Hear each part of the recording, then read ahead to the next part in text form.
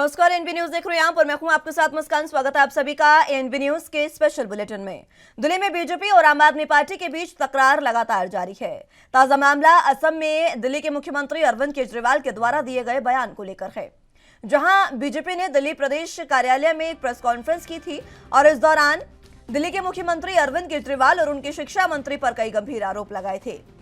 Delhi BJP के पूर्व प्रदेश अध्यक्ष मनोज तिवारी, बीजेपी के विधायक अजय महावर ने ये प्रेस कॉन्फ्रेंस की और एक के बाद एक कई दिल्ली के सीएम अरविंद केजरीवाल पर निशाने साधे, जिसके बाद मनोज तिवारी और बीजेपी विधायक अजय महावर के बयान पर अब शिक्षा मंत्री आतिशी ने पलटवार करते हुए उनको खुली चुनौती दी है। शिक्षा मंत्री ने कहा कि आप ऐसा एक भी स्कूल बता दीजिए जहां पर 90% बच्चे फेल हुए हों। उन्होंने आरोप लगाया है कि बीजेपी नेताओं को दिल्ली के सरकारी स्कूलों में बच्चों को मिल रही शानदार शिक्षा से नफरत है, इसलिए झूठे और मनगढ़ंत बातें करते रहते हैं। बीजेपी नेता नहीं चाहते कि दिल्ली के बच्चों को अच्छी शिक्षा मिले। बीजेपी शासित राज्यों में सरकारी स्कूल टीन शेड में चलते हैं और पढ़ाई भी नहीं होती, जबकि दिल्ली के प्राइवेट स्कूलों से नाम कटवाकर बच्चे दिल्ली के सरकारी स्कूलों में एडमिशन ले रहे हैं। दिल्ली की शिक्षा मंत्री आतिशी ने कहा कि अगर बीजेपी के नेता पढ़े लिखे होते तो वे सरकारी आदेश को पढ़ पाते और समझ पाते कि ये साधारण रीचेकिंग की प्रक्रिया है जो हर साल होती है। उन्होंने बीजेपी को चुनौती देते हुए कहा कि वो पूरी दिल्ली में एक भी स्कूल ऐसा दिखा दे जहां 90% बच्चे फेल हुए हों।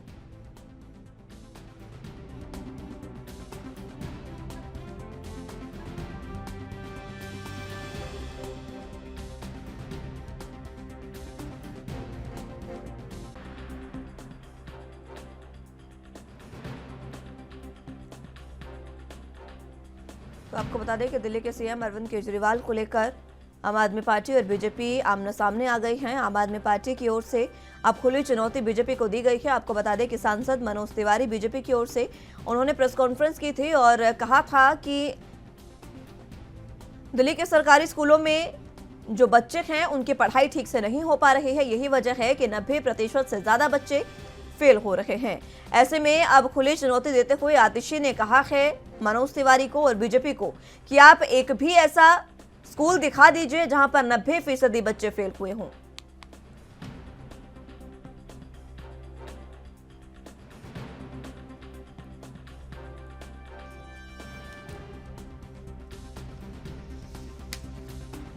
तो आपको बता दें कि दिल्ली में बीजेपी और आम आदमी पार्टी के बीच तकरार इसी बात को लेकर लगातार बढ़ती जा रही है। हाल ही में दिल्ली के मुख्यमंत्री अरविंद केजरीवाल असम पहुंचे थे और वहां जाकर उन्होंने हेमंत बिस्वा शर्मा पर निशाना साधा था और इसी के बाद अब दिल्ली में भी तकरार बढ़ने लगी है। बीजेपी के नेता और सांसद मनोज तिवारी ने ये आरोप लगाए हैं कि दिल्ली के स्कूलों में बच्चे जो हैं वो 90% बच्चे फेल हो रहे हैं स्कूल के एग्जाम्स में। इसी को लेकर अब आतिशी ने खुली चुनौती दी है मनोज तिवारी को और कहा है कि आप एक भी स्कूल ऐसा दिखा दीजिए जहां पर बच्चे फेल हुए हों। इसी बीच आतिशी ने आरोप लगाते हुए कहा कि बीजेपी का समय ऐसा था जब बच्चे टीन शेड में पढ़ते थे। सरकारी स्कूलों की हालात ऐसी थी कि टीन शेड में सरकारी स्कूल चलते थे और वहां पर पढ़ाई भी नहीं होती थी, जबकि दिल्ली में प्राइवेट स्कूलों से नाम कटवाकर अब बच्चे दिल्ली के सरकारी स्कूलों में एडमिशन ले रहे हैं। कारण ये है कि दिल्ली के सरकारी स्कूलों को पहले से बेहतर केजरीवाल की सरकार ने बनाया है।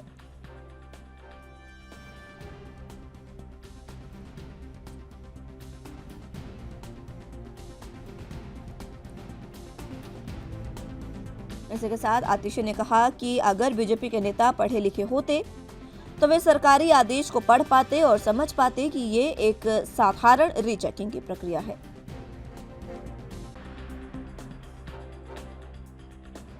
जानकारी दी जो हमारे नेता प्रतिपक्ष ने इसको पूछा है और ये मीडिया रिपोर्ट है। आप सोचिए 9वीं और 11वीं में 90% के आसपास बच्चे फेल हैं और उस पर भी झूठ बोल रही है दिल्ली की सरकार। इसलिए तो हम कह रहे हैं ना, ये जो हमने एक लाइन लगाई है आज कि कट्टर झूठे, कट्टर बेईमान और कट्टर भ्रष्टाचार, यही बच्चे निकल के आता है। ये समाचार मैंने भी पढ़ा। तो ये कोई ऐसा क्षेत्र नहीं जहां अरविंद केजरीवाल का और उनकी सरकार का झूठ नहीं बोला गया। अब कहा गया है कि वो आज जो प्रश्न कर रहे हैं ना कि और वो 9वीं और 11वीं के बच्चों को फिर से टीचर्स को बोला गया है कि जल्दी से उनको अपने से लिखो और उनको पास करो, नहीं तो बेइज्जती हो जाएगी। ये बच्चों का भविष्य पर भी झूठ बोल सकते हैं। इसलिए हमने आज कहा है कि ये व्यक्ति नंबर 1 झूठा अरविंद केजरीवाल दिल्ली के लिए कितना घातक है या कल्पना करें। जी, जिनको आज केंद्र सरकार ने भारतीय जनता पार्टी की सीबीआई ने गिरफ्तार किया है। मनीष सिसोदिया वो शिक्षा मंत्री हैं जिन्होंने पिछले 8 साल में दिल्ली के सरकारी स्कूलों का कायापलट किया है। मनीष सिसोदिया वो शिक्षा मंत्री हैं जिन्होंने दिल्ली के 20 लाख गरीब बच्चों को एक अच्छा भविष्य दिया है।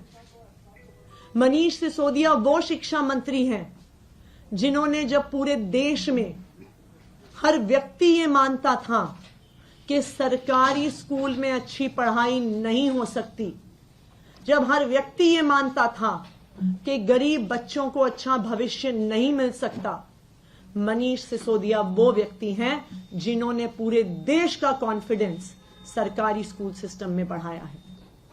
मनीष सिसोदिया वो शिक्षा मंत्री हैं जिन्होंने सैकड़ों गरीब बच्चों को आईआईटी जेईई भेजा है। मनीष सिसोदिया वो शिक्षा मंत्री हैं जिन्होंने गरीब लड़के लड़कियों को देश के बड़ी बड़ी यूनिवर्सिटियों में और मेडिकल कॉलेजेस में भेजा है। आज भारतीय जनता पार्टी कह रही है कि मनीष सिसोदिया ने 10,000 करोड़ रुपए का घोटाला किया है। मैं भारतीय जनता पार्टी से यह पूछना चाहती हूं, कहां है ये 10,000 करोड़ रुपए जो आप कह रहे हैं कि उन्होंने घोटाला किया है? मैं पूछना चाहती हूं भारतीय जनता पार्टी से, उनके घर में मिले क्या 10,000 करोड़ रुपए? उनके बैंक में मिले क्या 10,000 करोड़ रुपए? उनके किसी रिश्तेदार के घर में मिले क्या 10,000 करोड़ रुपए? कोई बेनामी संपत्ति मिली मनीष सिसोदिया की? उनके पैतृक गांव में कुछ मिला क्या? 1 साल की इन्वेस्टिगेशन के बाद भी सीबीआई, ईडी 500 अफसर लगाने के बाद भी ये प्रमाण देश के सामने नहीं रख पाई कि मनीष सिसोदिया ने 1 रुपए का भी भ्रष्टाचार किया है। लेकिन आज मनीष सिसोदिया की ये गिरफ्तारी किसी सरकारी पॉलिसी से नहीं जुड़ी हुई। आज मनीष सिसोदिया की ये गिरफ्तारी किसी जांच से नहीं जुड़ी हुई। आज मनीष सिसोदिया की ये गिरफ्तारी आम आदमी पार्टी की और अरविंद केजरीवाल की बढ़ती हुई लोकप्रियता से जुड़ी।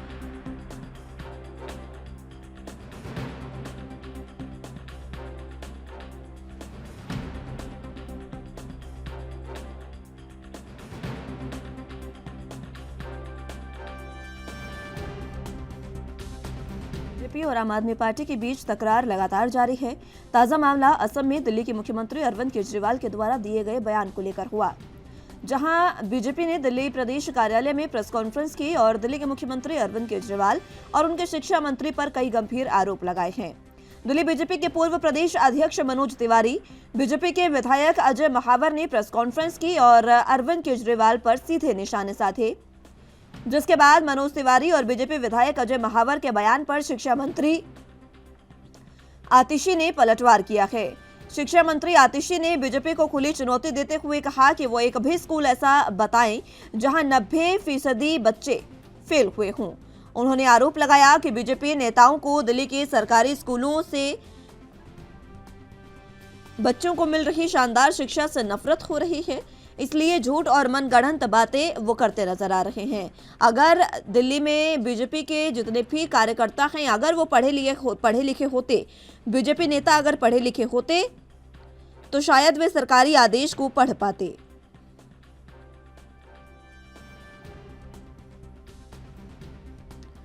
आतिशी ने कहा कि ये एक साधारण रीचेकिंग की प्रक्रिया है जो हर साल होती है। उन्होंने बीजेपी को चुनौती देते हुए कहा कि वो पूरी दिल्ली में एक भी ऐसा स्कूल दिखाएं जहां से 90% से ज़्यादा स्कूली बच्चे फेल हुए हों।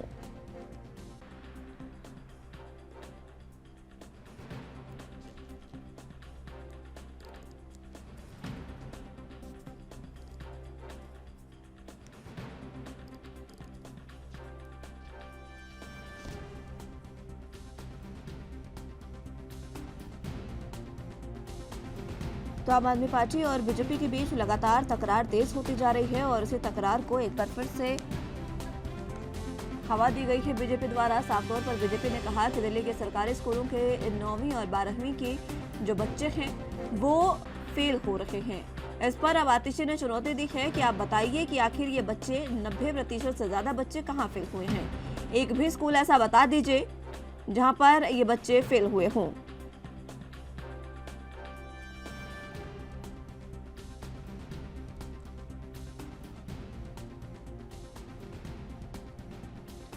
इसी के साथ आतिशी ने और भी कई बातों पर अपनी प्रतिक्रिया दी है। उन्होंने साफ तौर पर कहा कि बीजेपी के नेता झूठी और मनगढ़ंत बातें कर रहे हैं क्योंकि उन्हें नफरत है जिस तरीके से दिल्ली के सरकारी स्कूलों में बच्चों को शानदार शिक्षा मिल रही है।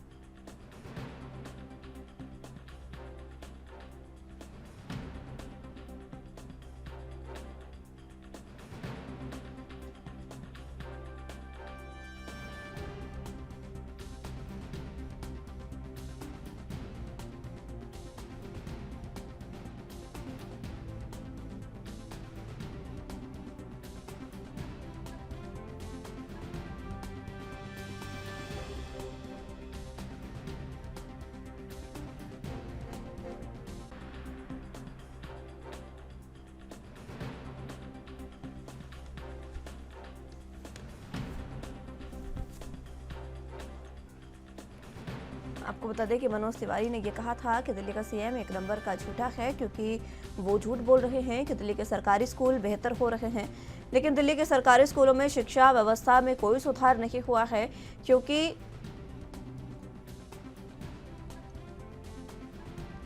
सरकारी स्कूलों के हालात अब भी वही है जो पहले थे। इसी पर अब दिल्ली की शिक्षा मंत्री आतिशी ने पलटवार किया है।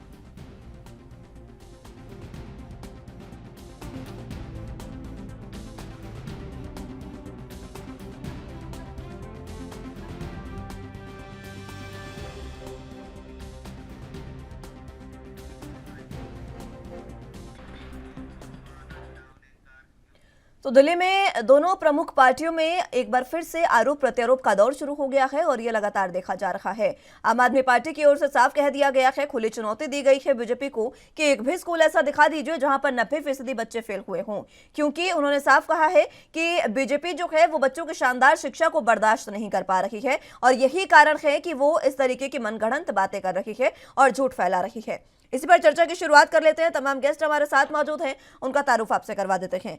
प्रशांत यादव जी प्रवक्ता आम आदमी पार्टी से मौजूद हैं, नेता बीजेपी से आलोक वत्स जी हमारे साथ मौजूद हैं और आशुतोष शर्मा जी हमारे साथ राजनीतिक विश्लेषक के तौर पर मौजूद हैं। आप सभी का बहुत स्वागत है एनबी न्यूज पर। सबसे पहले यादव साहब आप ही के पास आना चाहूंगी, शुरुआत आपसे। और ये समझते हुए जिस तरीके से लगातार आरोप प्रत्यारोप का दौर जारी है, एक बार फिर से दिल्ली के स्कूलों पर सवाल उठाए गए हैं और इसको जवाब जिस तरीके से दिया, आपकी क्या प्रतिक्रिया? मुस्कान जी देखिए, आपको पता है जो पार्टी बीजेपी का मतलब है भ्रष्ट जालसाज पार्टी, जिसके प्रधानमंत्री की डिग्री ही फर्जी हो। ये सिर्फ आम आदमी पार्टी नहीं कह रही, मोदी जी का, ऑलरेडी मोदी जी का अगर आपने भाषण सुना हो जिसमें वो खुलेआम ये कहते हुए नजर आ रहे हैं कि मित्रों मेरी कोई पढ़ाई लिखाई नहीं हुई है, मैंने तो जो है वहीं अपने गांव में स्कूली शिक्षा के बाद मैंने कोई पढ़ाई लिखाई नहीं की। ठीक एक तरफ जो है खुद मोदी जी ये एक्सेप्ट करते हैं कि मैंने कोई पढ़ाई लिखाई नहीं की, और जब डिग्री दिखाते हैं जो जाली डिग्री, तो उसमें यूनिवर्सिटी की स्पेलिंग तो कम से कम सही कर लेते। और उसके बाद एंटायर पॉलिटिकल साइंस, ये कौन सा सब्जेक्ट है? हम भी पढ़े लिखे हैं, मैं भी MBA हूँ, मैंने भी शिक्षा ग्रहण की है, मैं रूरल डेवलपमेंट हूँ, मैंने तो ऐसा सब्जेक्ट नहीं सुना। ये कौन सी डिग्री है? तो एक बहुत ही बेसिक सी बात है कि जिनका सर्वोच्च पद पर बैठा हुआ नेता झूठ और जाली जो है कार्यों का पुलिंदा लेकर के बैठा है, उसके दम पे प्रधानमंत्री जो बन बैठे हैं। अब आप समझिए कि मनोज तिवारी जी की छटपटाहट क्या है। वो बेचारे, उनका अध्यक्ष पद चला गया, दिल्ली प्रदेश के जो अध्यक्ष हुआ करते थे बीजेपी के, तो उनके अंदर क्या है कि कुछ भी जो इनको रात को जो मन में आता है, कुछ भी सुबह आकर के बोल देते हैं। इनके पास कोई फैक्ट नहीं होते, कुछ नहीं होता। अभी आपने सुना होगा अगर न्यूज में, दिल्ली के 5 दिवसीय बजट सेशन में दिल्ली के आदरणीय LG साहब ने, अब आप LG साहब तो इनको ही रिपोर्ट करते हैं, LG साहब ने दिल्ली के एजुकेशन सिस्टम को सराहा। और जहां तक क्वालिटी ऑफ एजुकेशन की बात है, उन्होंने इंफ्रास्ट्रक्चर से लेके सब चीजों को बहुत अच्छे से सराहा और कहा कि मेरी सरकार ने बहुत बेहतर एजुकेशन जो प्रोवाइड किया और इस दिशा में काम कर रहे हैं हम लोग। और फिर स्वास्थ्य के ऊपर भी उन्होंने बहुत अच्छी बात करी। अब ये डिसाइड कर लें कि क्या आपके LG साहब झूठ बोल रहे हैं। अरे तो फिर ऐसे LG आप साहब आपने रखे क्यों हैं। अब बात आती है 9th और 11th के रिजल्ट्स की। तो दिल्ली की शिक्षा मंत्री आदरणीय आतिशी जी ने कहा है कि मनोज तिवारी जी एक स्कूल भी ऐसा दिखा दें जहां इस तरह का रिजल्ट आया कि 90% बच्चे फेल हो गए।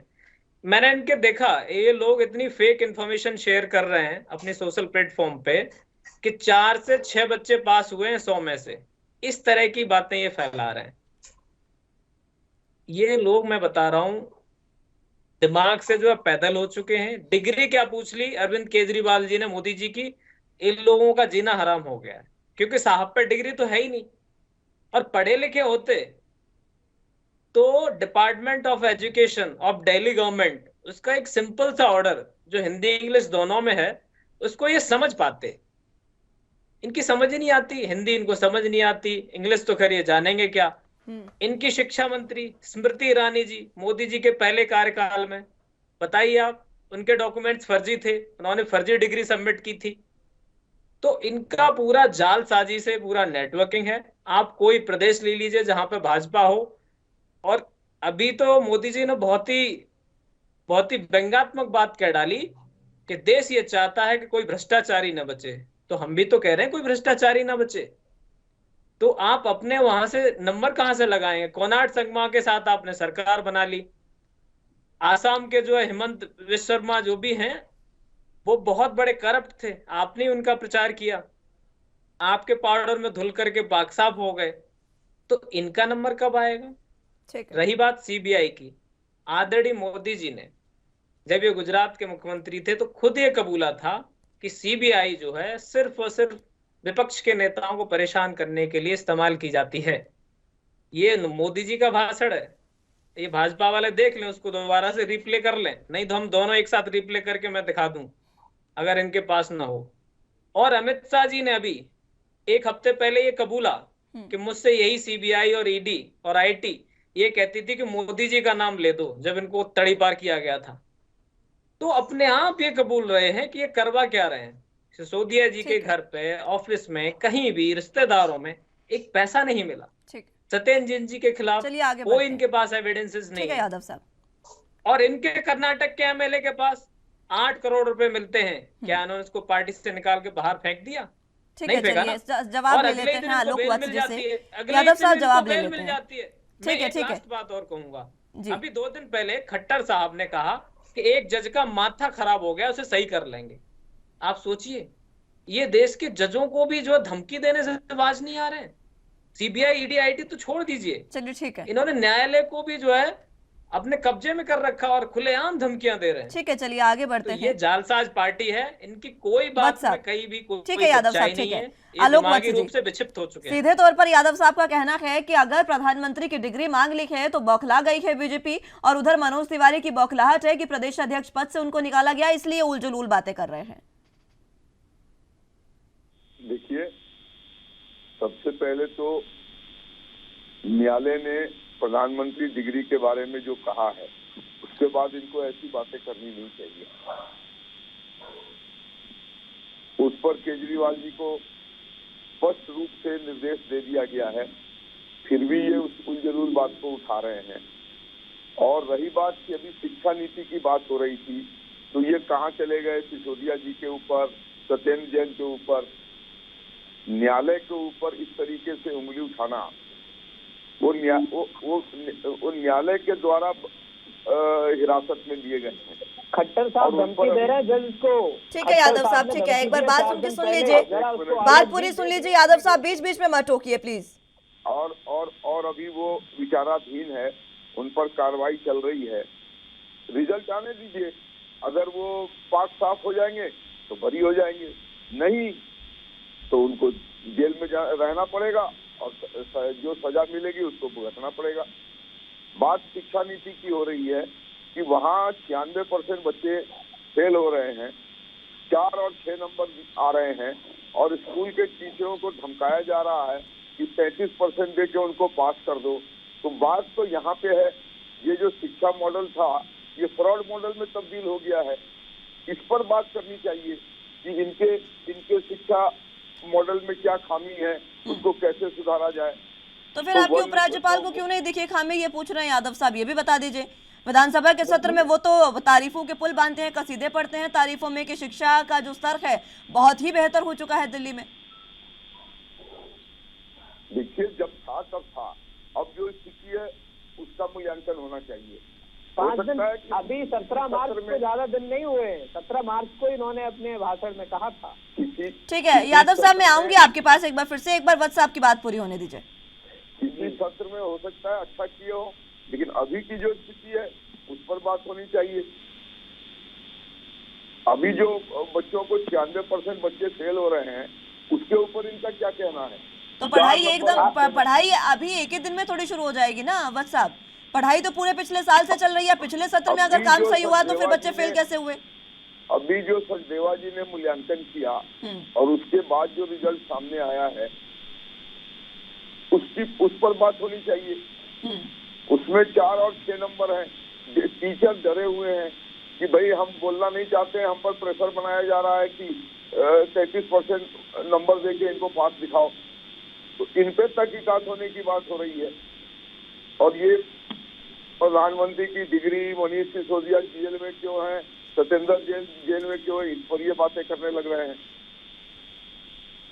तो इन चीजों को तो समझना होगा ना।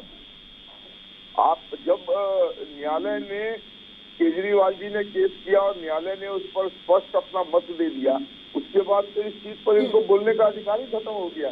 ठीक है, चलिए आलोक वत्स साहब, एक सवाल है मेरा आपसे, ये बता दीजिए कि अभी शिक्षा का जो स्तर है वो आम आदमी पार्टी कह रही है कि हम सुधार रहे हैं। लंबे समय तक बीजेपी का राज था और एमसीडी में तो 15 सालों तक काबिज रही है बीजेपी। इस बार बीजेपी को खैर हटा दिया गया, लेकिन पिछले 15 सालों में एमसीडी के जो स्कूल हैं उनका क्या हाल है, वहां शिक्षा व्यवस्था कैसी है? देखिए, इसमें कोई दो मत नहीं है कि एमसीडी के स्कूलों का स्तर सुधारने की जरूरत है। वहां के बच्चों के रिजल्ट्स का कोई प्रूफ है क्या आपके पास? पिछले 15 साल में एक भी साल का दिखा दीजिए। नहीं, मेरे पास अभी तो नहीं है जो मैं आपको दिखा दूं, लेकिन ऐसा नहीं है कि वहाँ के बच्चे अच्छा नहीं कर रहे थे। कोई ऐसा नहीं था कि वहाँ पूरे स्कूल भरे हुए थे बच्चों से, और इसका मतलब वहाँ पढ़ाई ठीक ठाक चल रही थी। उच्च स्तरीय नहीं मानूंगा, लेकिन पढ़ाई ठीक ठाक चल रही थी और बच्चे पास भी हो रहे थे और वहाँ शिक्षा के लिए आ भी रहे थे। हाँ, लेकिन इसमें भी कोई दो मत नहीं है कि उसको और सुधारने की जरूरत है। अब तो जरूरत होगी ना वत्स साहब और सुधारने की, क्योंकि अब तो कांग्रेस आ गई, माफ कीजिएगा आम आदमी पार्टी आ गई है एमसीडी में, तो अब तो जरूरत बनेगी सुधारने की, वरना सवाल किस पर उठाएंगे फिर? हो सकता है आम आदमी पार्टी आने के बाद बीजेपी शासन से भी अच्छा करे। कोई भी आदमी अगर समाज के लिए अच्छा करता है, चाहे वो किसी भी पार्टी का हो, तो हम उसकी प्रशंसा करने से भी नहीं चूकते। चलिए ठीक है वत्स साहब, हमारे साथ राजनीतिक विश्लेषक आशुतोष शर्मा जी मौजूद हैं। बहुत स्वागत है सर आपका एनबी न्यूज पर। शर्मा साहब, जिस तरीके से दिल्ली के सरकारी स्कूलों पर लगातार सवाल उठ रहे हैं, आम आदमी पार्टी दावा कर रही है कि हम लगातार स्कूलों को सुधार रहे हैं और स्कूलों में शिक्षा अच्छी है। और जिस तरीके से अभी बात की गई है बीजेपी द्वारा कि 90% जो बच्चे हैं वो सरकारी स्कूलों के फेल हो गए हैं, मात्र 6 और 4 नंबर बच्चों के आए हैं। आप किस तरीके से इसको देख रहे हैं? क्योंकि आम आदमी पार्टी ने साफ कह दिया है कि एक भी स्कूल आप ऐसा दिखा दीजिए जहां पर बच्चों का रिजल्ट ऐसा गया हो।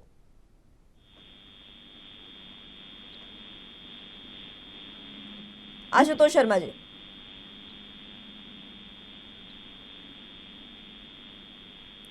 आशुतोष जी, आवाज मिल पा रही है आपको?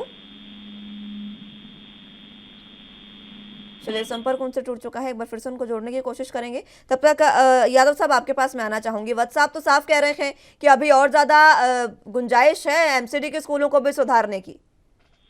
मुस्कान जी, मैं आलोक जी से कम आप मुझसे उम्र में काफी तजुर्बेकार हैं, सबसे बड़े हैं। मैं आपका इस बात का सम्मान करता हूं, आपने जिस देर के साथ आप ऐसे पहले बीजेपी के प्रवक्ता हैं जिन्होंने ये कहा कि कोई दूसरी पार्टी भी अच्छा काम कर सकती है और हम उसको पेश करने से पीछे नहीं हटेंगे, तो मैं इस बात का सम्मान करता हूं। बहुत बहुत धन्यवाद। आपने सच को सच कहा, पार्टी कोई भी हो। ये बात केजरीवाल जी ने भी कहा कि हर जरूरी नहीं है कि हर राज्यों में एक ही पार्टी की सरकार हो। अगर बीजेपी किसी राज्य में कोई अच्छा काम कर रही है, कोई स्कीम ऐसी है वो शेयर करना चाहते हैं आम आदमी पार्टी के साथ, किसी और के साथ, तो मुझे लगता है देश के अच्छे विकास के लिए, देश को आगे ले जाने के लिए जनहित में वो उस स्कीम को हम मिलकर के जो है और अन्य राज्यों में अन्य सरकार इसको स्वीकार करें और इसको अप्लाई करें, लागू करें। तो ये बहुत अच्छी बात है। अगर इस तरह की सकारात्मक राजनीति होने लगे तो मुझे लगता है ये जो बेवजह की दिन भर जो है एक दूसरे को तमाम झूठे साचे जो आरोप लगते रहते हैं, इन सब की बजाय हम कुछ अच्छे कामों में अपना समय जो है बहुत अच्छे से इन्वेस्ट करेंगे। और मैं आलोक सर से ये भी कहूंगा कि आतिशी जी ने कहा कि कोई स्कूल ऐसा ढूंढ के लाइए जहाँ इस तरह का रिजल्ट है, प्लीज लाइए। मैं भी आपसे कह रहा हूँ लाइए, ताकि हम भी तो देखें कि ऐसा क्यों है, और अगर जरूरत है वहाँ चेक करने की कि गड़बड़ी कहाँ हुई है, क्या दिक्कत है, तो ये तो बहुत अच्छा आपका सहयोग रहेगा। कभी कभी होता है कि हम बहुत अच्छा कर रहे होते हैं, हमको अपने हिसाब से लगता है बहुत अच्छा कर रहे हैं, लेकिन कमियां लाने वाला सबसे अच्छा मित्र होता है। तो अगर आप कमियां ढूंढ के लाएंगे विद द एविडेंस, हम आपकी स्वागत करेंगे। क्या आप लेके आएंगे, हम उन पर काम करेंगे, मैं ये आपको वादा करता हूँ।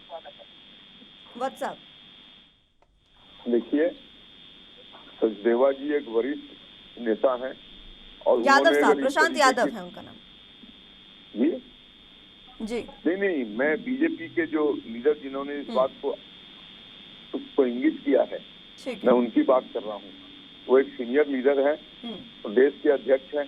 अगर उन्होंने इस तरीके की कोई बात कही है तो जरूर उसमें 100% सच्चाई होगी। और जिन स्कूलों का उन्होंने निरीक्षण किया है और जहां पर उनको 96%, 97% बच्चे फेल पाए गए हैं, मैं इनसे कहूंगा उनसे संपर्क करके उनसे ये चीजें दरियाफ्त करें और उस पर कार्रवाई करें कि इन स्कूलों में इस आलोक तरीके का वत्स जी, अनुभवी प्रवक्ता हैं आप बीजेपी के, आपको ये सबूत साथ लाने चाहिए थे कि आखिर क्या आपके पास सबूत है जो आप इतना बड़ा आरोप लगा रहे हैं आम आदमी पार्टी पर? देखिए, एकाएक मुझे कहा गया कि इस सब्जेक्ट पर बोलना है, तो इतनी जल्दी में ये सारे सबूत इकट्ठे नहीं कर सकता था। लेकिन जहां तक मुझे जानकारी है कि प्रदेश अध्यक्ष ने इस बात को इंगित किया है और इतने वरिष्ठ पद पर रह के सार्वजनिक तौर पर वो इस तरीके का कोई झूठा बयान देंगे, ये इसकी मैं कतई उम्मीद नहीं कर सकता हूँ। और देर से देर क्या, आप तुरंत अभी उनसे संपर्क करें और जो डिटेल है वो ले लें और उस पर कार्रवाई करें। इसमें कोई शक नहीं है कि सिसोदिया जी ने स्कूलों का स्तर उठाया था। इस बात को मैं अच्छी तरीके से मैं इस बात को मानता हूँ। मान लीजिए वत्स साहब, मान लीजिए अब तो शिक्षा मंत्री बदल गए, आप तो मान ही लीजिए। देखिए, लेकिन जो दूसरी हरकतें उन्होंने की है जिसमें वो लिप्त पाए गए हैं शराब घोटाले में, उस पर भी उनको जवाब देना पड़ेगा। और वो सेंट्रल एजेंसियां जितनी तहकीकात के बाद उनको पकड़ी और उस पर कोर्ट ने उनको बेल देने से इनकार किया, इसका मतलब दाल में जरूर कुछ डाला है। ठीक है, तो इन चीजों के लिए हमें इंतजार करना चाहिए। भारतीय संविधान पर, भारतीय न्यायपालिका पर हमें विश्वास रखना चाहिए कि जो भी उनका फैसला आएगा तो सिरधार करेंगे। क्या बात है कि बार बार इनका बेल पिटीशन कोर्ट रिजेक्ट कर रही है, इसका मतलब कोर्ट के पास कुछ ऐसी सबूत है, कोर्ट के पास ऐसी कोई सबूत है जिसमें ये लिप्त पाए गए हैं, तो इंतजार करें, उसको उंगली ना उठाएं। मैं इनसे यही निवेदन करूंगा। ठीक है आलोक वत्स जी। यादव साहब आऊंगी आपके पास, उससे पहले आशुतोष शर्मा जी के पास मैं जाना चाहूंगी। शर्मा साहब, आवाज मिल पा रही है आपको? आपकी आवाज ठीक आ रही है, लेकिन जो पहले प्रवक्ता बात कर रहे थे उनकी आवाज नहीं सुन पा रहा था मैं। ठीक है, ये तकनीकी खामियों को दूर करेंगे, लेकिन बात दिल्ली की शिक्षा व्यवस्था को लेकर जिस तरीके से कर रहे हैं, खुद आलोक वत्स जी हमारे साथ नेता मौजूद हैं बीजेपी से, उनका ये साफ तौर पर कहना है कि वो सराह रहे हैं इस बात को कि मनीष सिसोदिया ने स्कूलों के स्तर को सुधारा है। एक तरफ वो सराह रहे हैं, दूसरी तरफ अभी हाल ही में जिस तरीके से मनोज तिवारी ने प्रेस कॉन्फ्रेंस की, सचदेवा जी जो हैं उन्होंने सीधे तौर पर यह कहा, प्रदेश अध्यक्ष ने, कि दिल्ली के सरकारी स्कूल की हालत ऐसी है कि 90% बच्चे जो हैं वो फेल हो रहे हैं। मुस्कान जी, कोई भी व्यक्ति अगर इस तरह की टिप्पणी करता है उससे पहले उसके पास सबूत तो होना अत्यंत आवश्यक है। आप किसी को कुछ भी आरोप लगाते हैं ये बात ठीक नहीं, लेकिन अगर आप कोई बात कहते हैं टेलीविजन के माध्यम से, आप जैसे इससे सेपरेट चैनल पे आकर के कोई व्यक्ति बात करता है, क्या उनके पास कोई सबूत है जो कह रहे हैं 90% छात्र फेल हुए हैं? कोई भी स्कूल का नाम बता दें। हाँ, जहाँ तक बात है कि शिक्षा का स्तर उठा या गिरा, आज भारतीय राजनीति बड़े अजीब दौर से चल रही है। इस वर्तमान दौर में आरोप प्रतिरोध का दौर चल रहा है, चुनाव नजदीक है, तो पार्टी सत्तारूढ़ पार्टी विपक्ष पार्टी एक दूसरे पे आरोप लगाने में लगे हुए हैं। तो अगर कोई भी व्यक्ति इस तरह के आरोप लगाते हैं उसके पास सबूत को होना अत्यंत आवश्यक है, उससे हल की बात नहीं करनी। शिक्षा मंत्री मनीष सिसोदिया के बारे में जहाँ तक बात है, ऐसा कहा जाता है कि दिल्ली के स्कूलों का स्तर बहुत सुधारा है। मैं दिल्ली में ही रहा हूँ और दिल्ली में पढ़ा हूँ, 70 वर्ष की उम्र है, और मैंने स्कूलों में देखा स्कूलों के बिल्डिंगों का तो थोड़ा बहुत नवीकरण कर दिया गया, लेकिन स्कूलों के स्तर में सुधार हुआ नहीं हुआ इस पर मैं टिप्पणी नहीं कर सकते। इस पर ठीक से ज्ञान नहीं कि 90% छात्र किस स्कूल में थे। ठीक है यादव साहब, जिस तरह शिक्षा की बात कही थी, मैंने फिर कह रहा हूँ मुस्कान जी आपके जरिए, मैं आलोक जी से कहूंगा कि वो मेरी तरफ से मेरी रिक्वेस्ट एक्सेप्ट करें, कुछ एविडेंस दिखाएं कहां पर कौन से ऐसे स्कूल हैं, हम उन पर अवश्य काम करेंगे, क्योंकि हम काम करने आए हैं। और ऐसा तो है नहीं कि हम परफेक्ट हैं, परफेक्ट कोई भी नहीं है। मैं ये मानता हूं कि बहुत, और एक सुधार एक ऐसी प्रक्रिया है जो लगातार चलती रहनी चाहिए, ये कहीं रुकनी नहीं चाहिए। तो परफेक्ट कोई नहीं है।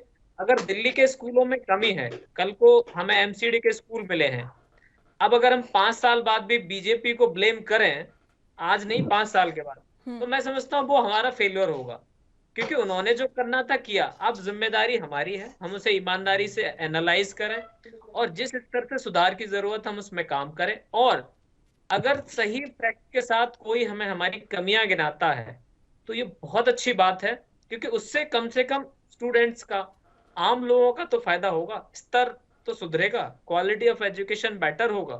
तो आप कमियां लाइए, अवश्य ढूंढ के लाइए, लेकिन उनके कुछ एविडेंस तो होने चाहिए। ऐसा नहीं है कि प्रदेश अध्यक्ष साहब जो है एक पूर्व प्रदेश अध्यक्ष हैं, एक वर्तमान है, और कहीं भी बैठ के पीसी कर देते हैं, कुछ भी झूठ बोले जा रहे हैं। ये तो बात रही शिक्षा की। और मैं अब बात आता हूं कि न्यायालय की जो सर बात कर रहे थे कि हम भरोसा ही कर रहे हैं न्याय व्यवस्था पर, उसके अलावा तुम कुछ कर नहीं रहे। लेकिन अभी 3 दिन पहले खट्टर साहब ने एक मीटिंग में सबके सामने ये कहा कि जज का माथा जो है थोड़ा खराब हो गया, हम सही कर लेंगे उसे। आप बताइए ये किस तरह की भाषा है? शिक्षा व्यवस्था पर रहते हैं प्रशांत यादव जी, शिक्षा व्यवस्था पर रहते हैं, उसी पर जवाब मैं ले लेती हूँ वत्स साहब से। मैं इस बात पर जरूर बात करेंगे, विशेष डिबेट में इस बात पर जरूर बात करेंगे। अभी शिक्षा की बात कर रहे हैं, उसी पर रहते हैं। वत्स साहब एक बार फिर से सबूत मांग रहे हैं यादव साहब आपसे। ठीक है, सबूत मांगना इनका लाजमी है। मैं सचदेवा जी के ऑफिस से संपर्क करके और जो भी वहाँ पर उनको त्रुटियां पाई गई हैं वो मैं इनको उपलब्ध कराऊंगा, उस पर ही आगे कार्रवाई करें। बहुत बहुत धन्यवाद सर, आपका आभार हो। उसके स्तर को सुधारने का काम करें। ये जो चीज मांग रहे हैं वो कोई गलत नहीं है, इनका मांगना लाजमी है और हमें देना भी लाजमी है, तो हम इन्हें देंगे। जहां से ये चिंगारी उठी है उसी ऑफिस से संपर्क करके मैं वो चीजें उपलब्ध कराऊंगा इनको। अगर आप चिंगारी उठाने से पहले सबूत हाथ में रखते तो बहुत अच्छा लगता। हाँ, ये बात भी आपका कहना सही है, लेकिन एकाएक सुबह मुझे कहा गया कि इस चैनल पे बोलना है, इतना वक्त ही आलोक नहीं वत्स दिया जी, गया कि मैं इन ये सबूतों तो को इकट्ठा बहाने कर है ना, सकूं। आज से थोड़ी ये मुद्दा शुरू हुआ है। आप ना जाने इसको कितनी बहाना बार कितने मानिए। चैनल्स पर बैठे होंगे आप बात करने के लिए, आपके पास सबूत होने चाहिए ना। देखिए, आप एक इसको स्कूल का नाम तो बहाना बताइए, मानिए, पूछ रहे हैं, लेकिन- चिल्लाकर आम आदमी पूछ रही है आपसे, एक ऐसा स्कूल बता दीजिए। मैं सच्चाई से इस बात को कबूल रहा हूँ कि मेरे पास इतना वक्त नहीं दिया गया कि मैं इसके ऊपर सबूत इकट्ठे, लेकिन अभी कोई नागवार थोड़ी गुजरा है, थोड़ा टाइम दे, मैं इनको उपलब्ध करा दूंगा। सर आपके पास पूरा टाइम है, जब आपको लगे आपके सबूत हैं, मेरा नंबर मैं आपको प्रोवाइड करा दूंगा, आप मुझे दे दीजिए। आप आतिशी जी से स्वयं जाके मिल लीजिए, मैं चलूंगा आपको मिलाऊंगा कि ये रहा शिक्षा मंत्री जी सबूत। और बताइए सर। मैं आतिशी जी के दफ्तर में ही वो प्रेषित करा दूंगा। चलिए ठीक है, धन्यवाद। अगर आप ऐसा करेंगे तो मुझे लगता है भारतीय राजनीति में एक सकारात्मक तरह की राजनीति की शुरुआत होगी, और जो कि अभी क्या आप अपनी इस टिप्पणी को वापस लेते हैं? भारतीय जनता पार्टी कहा कि सकारात्मक 90% से ज्यादा करती है, छात्र, ये तभी हमको जनता का विश्वास है पूरे देश का, उनको भरोसा है ठीक है। कि हम गलत करने वालों का साथ नहीं देते हैं, और जो आदमी गलत करते हैं, स्टेट एक्सचेकर का या नेशनल एक्सचेकर का पैसा जिन्होंने किसी वक्त लूटा है, उनको पाताल से भी खोद के हम निकाल के ले आएंगे और उनको हम मिट्टी में मिलाने का काम करेंगे। सर मुद्दे पे आप गलत जा रहे हैं। अगर मैं 4 नाम ले दूंगा अभी, नारायण राणे, हेमंत बिश्व शर्मा, कोनार्ड, जिन पे आपने आरोप लगाए, संगमा जी, कर्नाटक के एमएलए साहब, अगले दिन ही बेल मिल गई उनके लड़के को 8 करोड़ के घोटाले में। ये बेईमान घोटालों की कैटेगरी में नहीं आते हैं सर? इससे ज्यादा क्या एविडेंस चाहिए? आप आरोप लगाए थे नारायण राणे, तो आपने जिन लोगों के ऊपर आरोप लगे हैं और सर आपने जिनके ऊपर मामला माननीय न्यायालय में विचाराधीन है, वो गृह मंत्री चुनाव में 5 दिन पहले ये कहते हैं कि कोनार्ड संगमा जी घोटालेबाज हैं, उन्होंने प्रधानमंत्री आवास योजना में बहुत बड़े घोटाले किए हैं, अगर हम सरकार में आते हैं तो इन्वेस्टिगेशन करेंगे। लेकिन 5 दिन बाद ही आप अपनी बात पलट जाते हैं। तो सर मैं आपकी कैसे बात मान लूं कि दिल्ली प्रदेश के अध्यक्ष सत्यदेवा जी बात सही कह रहे हैं? क्योंकि आप तो अपने फायदा के लिए पलट जाते हैं। ठीक है यादव साहब, एक बार फिर से लौटूंगी आपके पास। ठीक है आशुतोष शर्मा जी, अभी अगर मैं आ रही हूँ वत्स साहब आपके पास। शर्मा साहब, अभी हाल ही में 17 मार्च की बात है, जब सत्र शुरू हुआ था दिल्ली का, उसमें उपराज्यपाल ने जब अपना अभिभाषण दिया तो उसमें साफ तौर पर उन्होंने दिल्ली सरकार की तारीफ की थी। उन्होंने कहा था कि चाहे स्वास्थ्य की बात हो या शिक्षा की बात हो, शिक्षा का स्तर मेरी सरकार में बहुत ज्यादा सुधरा है, और बहुत उन्होंने सराहना भी की थी इस बात की। उसके बाद अब वो खुद ही केंद्र द्वारा लगाए गए हैं और ये आरोप लगाती है आम आदमी पार्टी के वो बीजेपी के इशारे पर चल रहे हैं, सारी रिपोर्ट बीजेपी को देते हैं।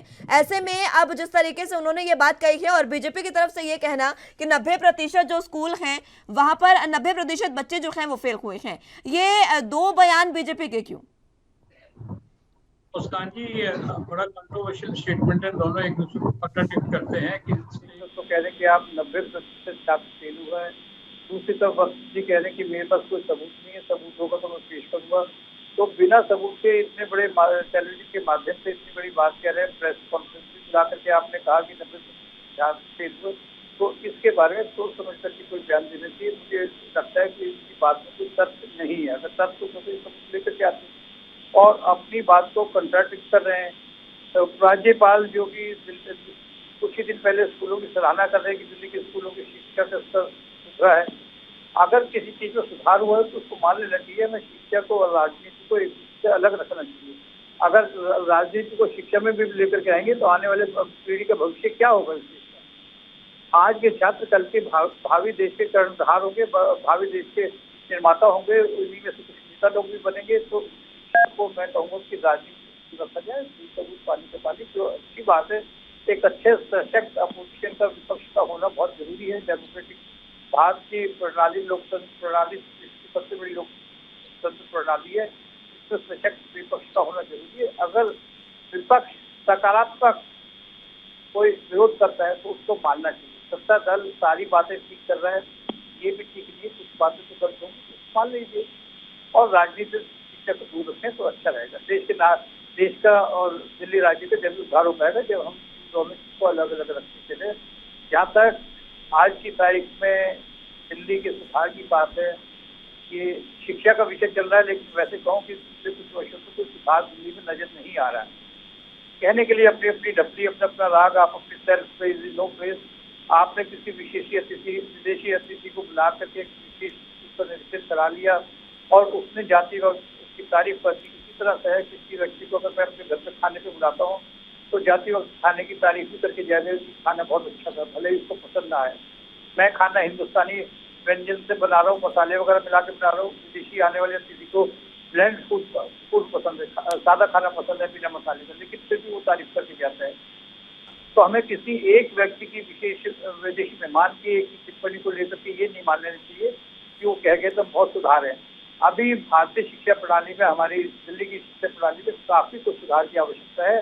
मैं मानता हूँ कि दिल्ली के मुख्यमंत्री अरविंद केजरीवाल जी ने दिल्ली में कुछ स्कूलों की पुरानी बिल्डिंगों को लीपा पोती करके उसकी बिल्डिंग का सौंदर्यीकरण का कार्य जरूर किया है। जहाँ तक शिक्षा प्रणाली में सुधार का सवाल है, वो अभी देखना है कि आगे चल के बच्चे कैसे बनते हैं। पिछले 2 वर्ष से तो हम कोरोना से जूझ रहे थे। कोरोना में जूझने की वजह से पढ़ाई तो स्कूलों में हुई नहीं है, बच्चों को ध्यान पढ़ाई से हट गया, बच्चे जो मोबाइल पे आ गए, लैपटॉप पे आ गए, उस पर लग गए।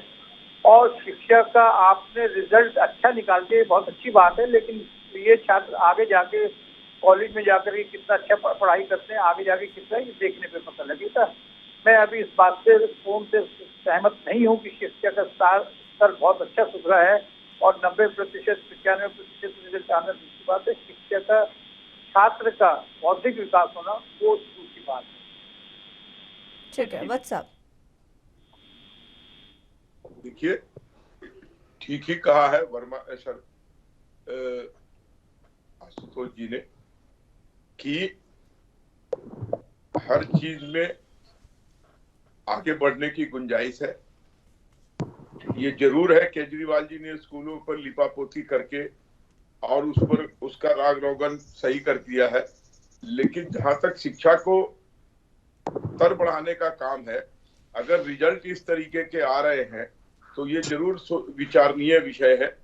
इस पर तहकीकात होनी चाहिए कि ये रिजल्ट इतने कमजोर क्यों प्रदर्शित हो रहे हैं और उसको आगे ठीक करने की कवायद होनी चाहिए, क्योंकि बच्चे हमारे देश के भविष्य है और इनके साथ अगर इस तरीके की कमजोर नीतियों से शिक्षा का स्तर गिरा है, उसको बढ़ाने की कवायद होनी चाहिए।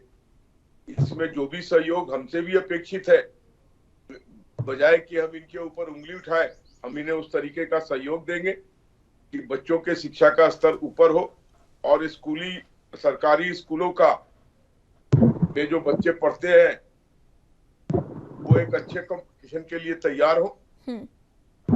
लेकिन न्यायपालिका पर उंगली उठाना, अन्य चीजों ये मुद्दा शिक्षा का, तो शिक्षा पे बात करें, न्यायपालिका को बाद में ले लेंगे। शिक्षा का स्तर 2020 और 21 में छात्र पढ़ाई से बिल्कुल दूर रहे, कोरोना बीमारी से जूझ रहे थे। छात्रों ने पुस्तक खोल करके नहीं देखी, छात्र केवल मोबाइल पे, लैपटॉप पर चिपक कर रह गए। शिक्षा का विकास कैसा हुआ ये आने वाले टाइम में पता लगेगा, जब यही छात्र स्कूल पास करके कॉलेज में आ रहे हैं और कॉलेज में जाकर के आगे विभिन्न कोर्सों में पढ़ करके कैसा रिजल्ट आ रहा है उससे पता लगेगा।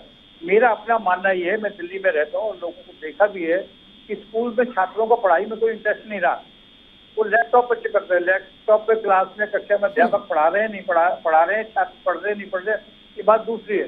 रिजल्ट हमने एक अच्छा निकाल दिया, रिजल्ट में मैं उस पर टिप्पणी नहीं करूंगा कि रिजल्ट नहीं आया, रिजल्ट बहुत अच्छा निकाल दिया, लेकिन क्या ये छात्र वाकई में एक अच्छी शिक्षा प्राप्त कर पाए 2 साल में?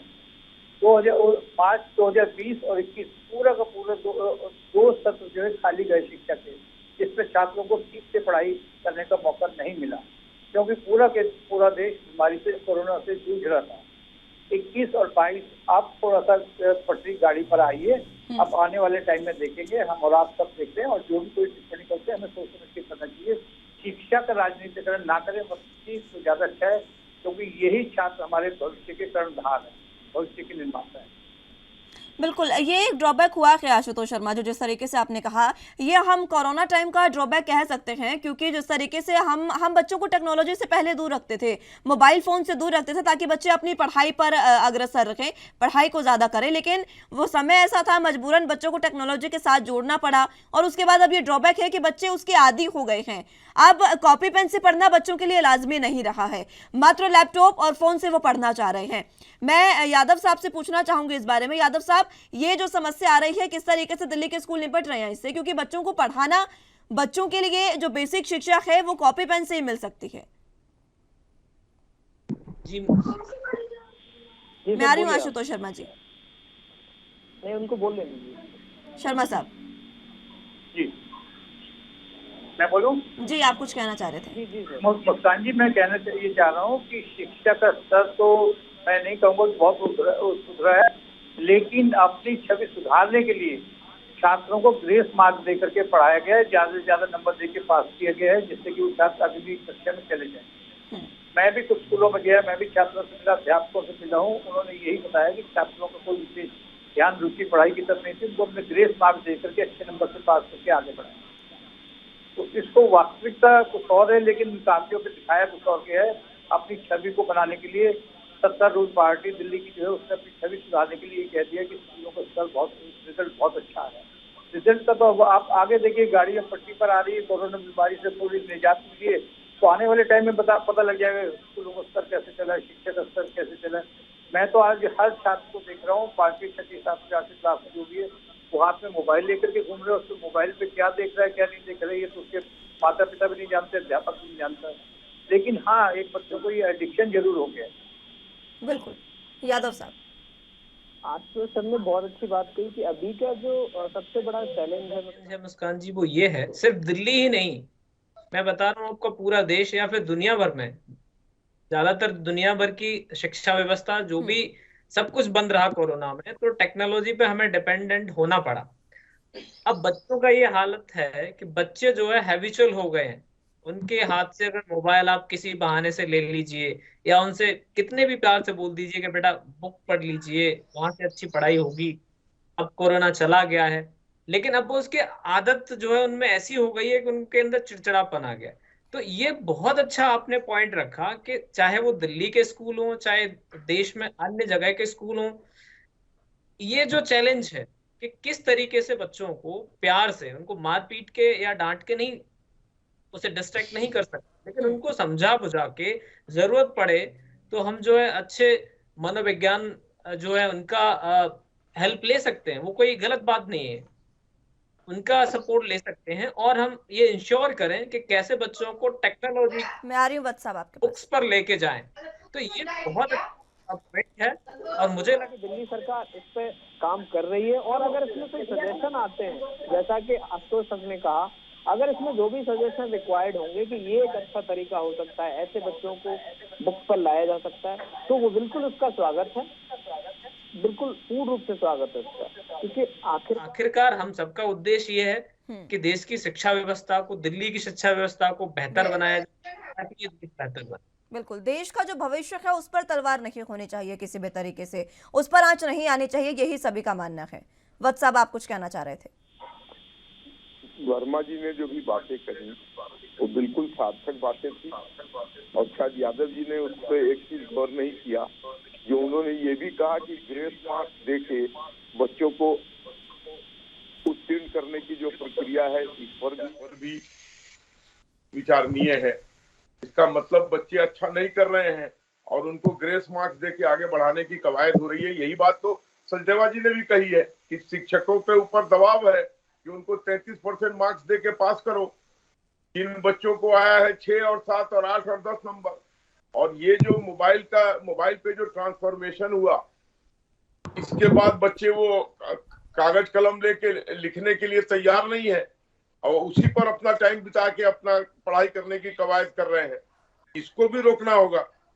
अरे ठीक है, जिस समय कोरोना था उस समय हमारे पास कोई दूसरा ऑप्शन नहीं था, लेकिन अब तो इस ऑप्शन को बंद कीजिए। मान लीजिए कोई बाईपास रोड आपने बनाया है, लेकिन जब मेन रोड बन गया तो बाईपास बंद कीजिए। तो ये इस पर कड़े तरीके से आपको प्रहार करना होगा और इस बाईपास को रोकना होगा। बच्चों को शिक्षा पद्धति पर, जो हमारी पुरानी शिक्षा पद्धति थी, कवायद बंद करनी होगी।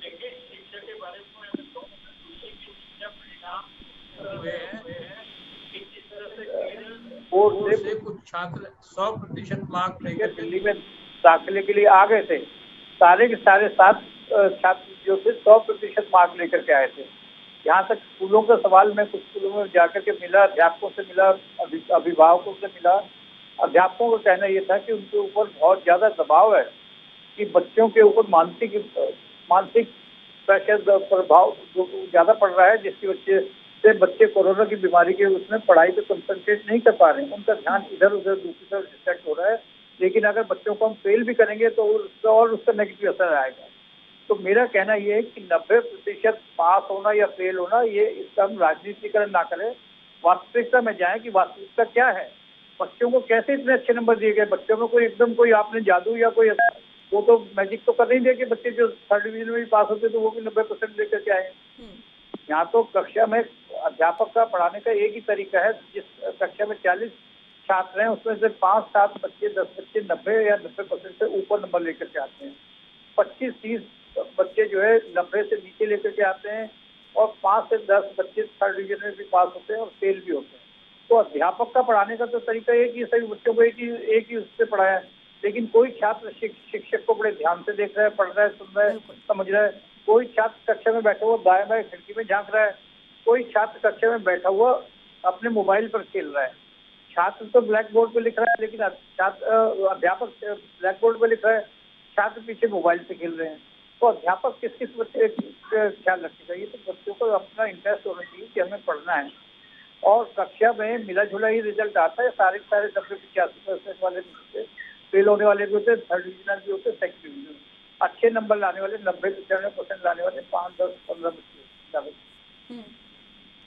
ठीक है, यादव साहब। बिल्कुल जो सहमत हूँ। और ऐसा नहीं सिर्फ दिल्ली में ही, दिल्ली में हमारी जिम्मेदारी है, पंजाब में हमारी जिम्मेदारी है, क्योंकि वह हमारी सरकार है और हमें ये जिम्मेदारी लेनी चाहिए। लेकिन साथ साथ इस देश के पूरे शिक्षा प्रणाली को सुधारने की जरूरत है। आप यूनिक कोड ऑफ एजुकेशन क्यों नहीं लेके आते हैं?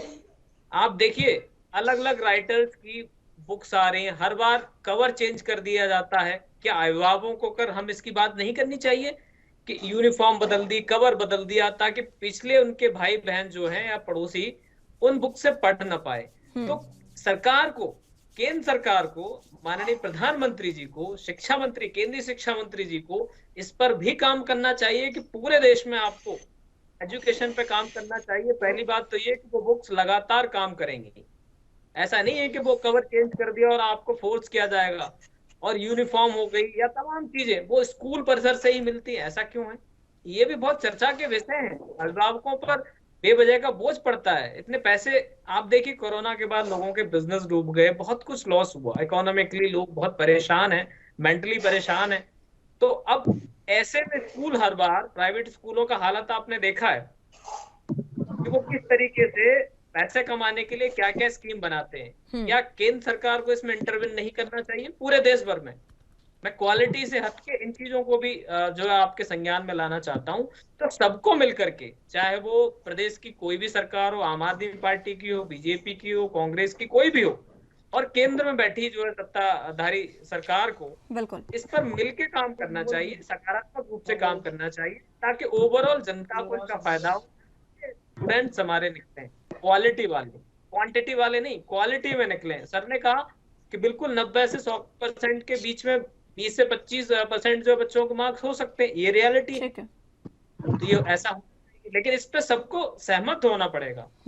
अब ऐसा तो है नहीं सर कि केरल का 100% रिजल्ट आता है और बाकी के लोग रह जाते हैं 70-80 पे। तो दिल्ली यूनिवर्सिटी में अभी टेस्ट जो चल गया है, ये बहुत अच्छा हुआ, लेट हुआ लेकिन बहुत अच्छा हुआ कि अब सबको अपॉर्चुनिटी मिलेगी। आप टेस्ट में बैठिए, अच्छा कर रहे हैं तो आपके कोई भी मार्क्स हो, आप एडमिशन में जो एलिजिबल हो जाएंगे। ठीक है यादव पहले साहब, क्या ठीक होता है, था समय भी कि आप निकलता जा रहा है। 70% आप है। ठीक है, तो ये वत्स चीजें साहब। होना जरूरी है। ठीक है यादव साहब, वत्स साहब, पूरे मसले पर आज बहुत पॉजिटिवली बात भी कर ली है हमने, तो अब किस तरीके से पूरे देश में शिक्षा व्यवस्था का स्तर सुधारेंगे, इस पर आपका आखिरी कमेंट मैं चाहूंगी। देखिए, लगातार केंद्र सरकार देश की शिक्षा नीति को सुधारने में लगी हुई है और इस कवायद में बड़े बड़े शिक्षाविदों का भी सहारा लिया जा रहा है, उनके भी मंतव्य लिए जा रहे हैं और इसको मानने में कोई गुरेज नहीं होना चाहिए कि हमें अपने शिक्षा के स्तर को और भी सुधारने की गुंजाइश है, प्रदेश स्तर पर भी और राष्ट्रीय स्तर पर भी। इस कवायद में केंद्र सरकार पूरी तन्मयता से जुटी हुई है और लगातार इसको हम आगे बढ़ाने की कवायद कर रहे हैं और हमें उम्मीद है आने वाले वर्षों में काफी कुछ अच्छा होगा और लोगों को एक संतुष्टि प्राप्त होगी कि हाँ, शिक्षा का स्तर वाकई वर्ल्ड क्लास हो चुका है। ठीक है यादव साहब, आपका आखिरी कमेंट। मैं मुस्कान जी आपके जरिए बताना चाहूंगा आलोक सर को कि हमने दिल्ली सरकार के स्कूलों की बहुत बात कर ली। केंद्र सरकार क्या ये जवाब देगी? अब तक, जब तक मोदी जी अब तक आए हैं सत्ता में, इनको करीब 9 साल हो गए, 8,000 से ज्यादा स्कूल बंद कर दिए गए, जिसमें से अकेले 25-26 हजार स्कूल सरकारी उत्तर प्रदेश के हैं और 20 से 22 हजार सरकारी स्कूल मध्य प्रदेश के हैं। जब सरकार की ये हरकतें दिखती हैं केंद्र सरकार की, तो हम कैसे मान लें कि वो शिक्षा व्यवस्था को सुधारने के लिए जो है। यादव साहब, अभी जवाब नहीं ले पाऊंगी वत्स साहब से इस बात का, लेकिन जरूर इस बात पर चर्चा की जाएगी। आशुतोष शर्मा जी, आपको आवाज मिल पा रही है? जी, मैं सुन पा रहा हूँ। मैं सिर्फ ये कहना चाहूंगा कि केंद्र सरकार राज्य सरकार का आपस में अच्छा समन्वय होना चाहिए, कोऑर्डिनेशन होना चाहिए और शिक्षा पद्धति में जो भी जहाँ भी सुधार की आवश्यकता है उसको इम्प्लीमेंट करना चाहिए, जिससे आने वाले देश का भविष्य अच्छा उज्जवल हो सके। आज भारत का शिक्षा का स्तर आज उसका सबसे युवा राष्ट्र है, जहाँ 60% से अधिक आबादी 35 से कम की है। तो युवा राष्ट्र होने के नाते शिक्षा को अच्छे से अच्छा विश्व स्तर का बनाया जाए। छात्र जो स्वावलंबी बने, सेल्फ इंडिपेंडेंट बने, हर छात्र नौकरी देखने के बजाय अपना कुछ स्टार्टअप, अपना कुछ छोटा मोटा काम भी कर सके, जिससे देश की बेरोजगारी की समस्या भी खत्म हो और देश उन्नति के पथ पर अग्रसर हो।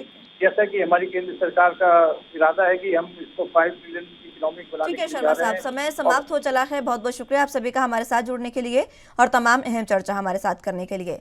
जिस तरीके से शिक्षा व्यवस्था पर आज चर्चा हुई, ये जाहिर सी बात है कि भविष्य पर तलवार नहीं होनी चाहिए। देश का भविष्य बेहतर तरीके से बने, इस पर सभी का फोकस होना चाहिए। फिलहाल के लिए मेरे साथ इस बुलेटिन में बस इतना ही। तमाम अहम खबरों के लिए आप देखते रहिए ANB न्यूज। नमस्कार।